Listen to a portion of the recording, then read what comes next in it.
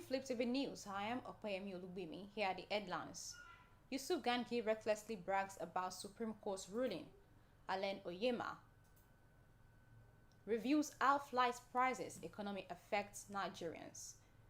Buhari'S first interview since leaving office released. Mohbad's dad warns Nigerians not to bury son without his consent. Now the news. Governor Caleb Mutfwang of Plateau State has described as a temporary setback the verdict of an appeal court which sacked him as governor of the state. In a statement through his Director of Press and Public Affairs, Yang Bere, the governor said the temporary setback won't deter him from repositioning the state on the path of unity, peace, and progress. The governor admonished citizens of the state and supporters of People's Democratic Party, PDP, to remain calm and assure them that as God remains on the throne, his mandate will be preserved and protected. The governor said he was instructed that his legal team file an appeal at the Supreme Court.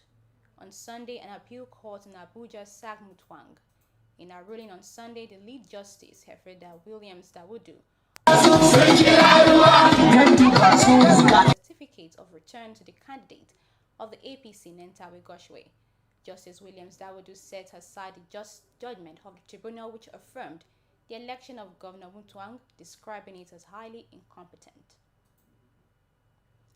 Meanwhile, ahead of the judgment of the Court of Appeal in the Plateau State election on Sunday, the coalition of Middle Belt groups recanted on the viral video of a House of Representatives member, retired Honorable Yusuf Gandhi, where he was accused of boasting about getting favorable judgment from the court on Plateau election. Appeal court, and the final destination is the Supreme Court, and we will meet there. That is when we will know whom they know, and they will know whom we know.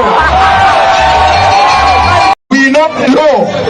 We have gone to appeal court, and the final destination is the Supreme Court, and we will meet there. That is when we will know whom they know, and they will know whom we know. We not know. We have gone to appeal court, and the final destination is the Supreme Court, and we will meet there. That is when. Moving on, the Chief Executive Officer of Air Peace, Alain Oyema, has stated that the economy and attitudes of Nigerians are affecting flight prices. He made this known in a recent interview on Channels Television. Alain Oyema said that the price from Nigeria to other countries costs more than the same flight from other African countries.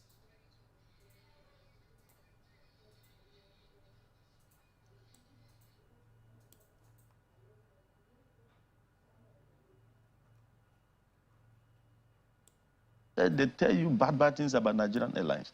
These airlines are the ownership of, the shareholding of those airlines. When you see them, salute them, they're patriotic Nigerians. They're throwing their money into a basket, a leaking basket for everybody in this country. And they're unsung. They're all unsung. Because all you get from government officials is, oh, the airlines, this, that. They give red carpet treatment to foreign airlines to the detriment of their own airlines. What APIS is doing is just fighting for the airline industry in Nigeria. We decided to continue doing all these international routes and not pulling out. Not that we are making gains. We are making losses. But we are there for the sake of other airlines that will come forward. For the country to start believing in their own. Could the policy of government help your business on international routes? Of course. Of course. The moment we are talking about dollars, that is another easy way of. You see, when we talk about production is not only when you go to the farm. You could use your airlines to start attracting dollars into the system. You could use your airlines to start moving your people and save foreign currency that would have gone to the other airlines. You're talking about trap funds. Meanwhile, the foreign airlines are all doing multiple frequencies into Nigeria. Yet, they cry about, oh, our funds are trapped in Nigeria. They know very well that these funds may be trapped. Yet, they increase the frequencies they do into the country, and at the end of the day, blackmail us. And at some point, I don't know if you have experienced it. I have had a few times. If you fly maybe more than one route out of Nigeria into Europe or America, at some point, when you are off the Nigerian route and you land maybe in Europe and you're flying towards America or to the UK, you fly in some of the beautiful birds, in some of the beautiful aircraft. But the one that takes you to Nigeria or takes you out of Nigeria, those aircraft are very, I mean, I don't know. Maybe I just feel that way. Well, and because there are those who frequent flyers also who feel that the treatment of Nigerians are very awful.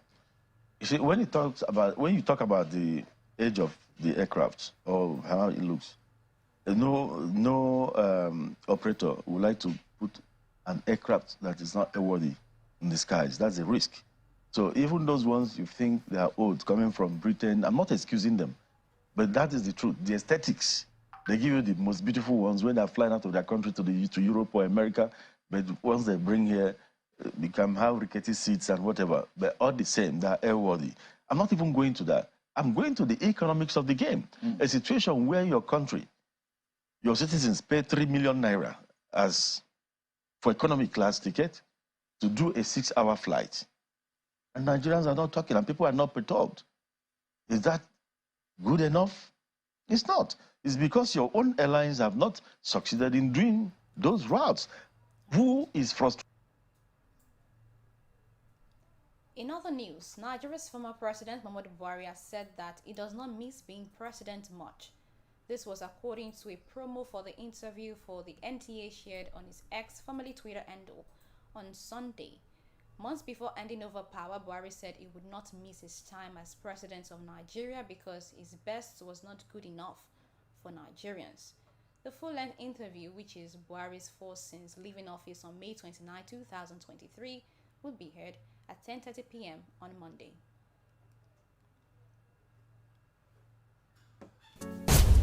How would you adjudge Nigeria's diplomatic ties with other countries of the world? What would you say were your footprint in that regard? I am so preoccupied with the local problems that I hardly think about the external problems. There was this impression that your administration was hijacked by some cabals. In fact, the word cabal became so popular during these last 8 years. Was it Finally on the news, the father of late Nigerian singer Ilerioluwa Oladimeji Aloba, popularly known as Mohbad Joseph Aloba, has stated that nobody should collect his son's body for burial without his authorization. This is coming days after Nollywood actress Tonto Dike and Bell's mother had called on the Nigerian police force to release Mohbad's body for burial. It will be recalled that Mohbad died in controversial circumstances at the early age of 26 on Tuesday, September 12, and was later buried the next day. However, due to the circumstances surrounding his tragic demise, his body was later exhumed for autopsy in order to know the cause of his death and for justice to be served. Please, I beg you, people, I beg everybody, or every one of you, if they want to do anything there, I'll be.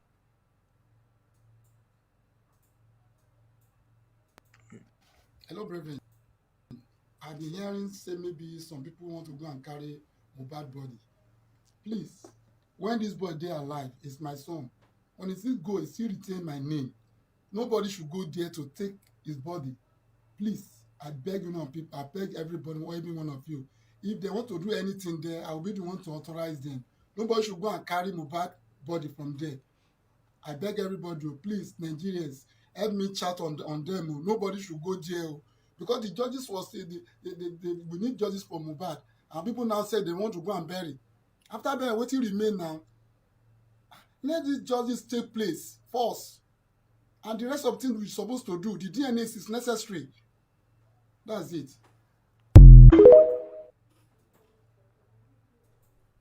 And that's it on the news. For more updates, kindly subscribe and turn on your notification bell. Okwemi Olugbemi reporting live.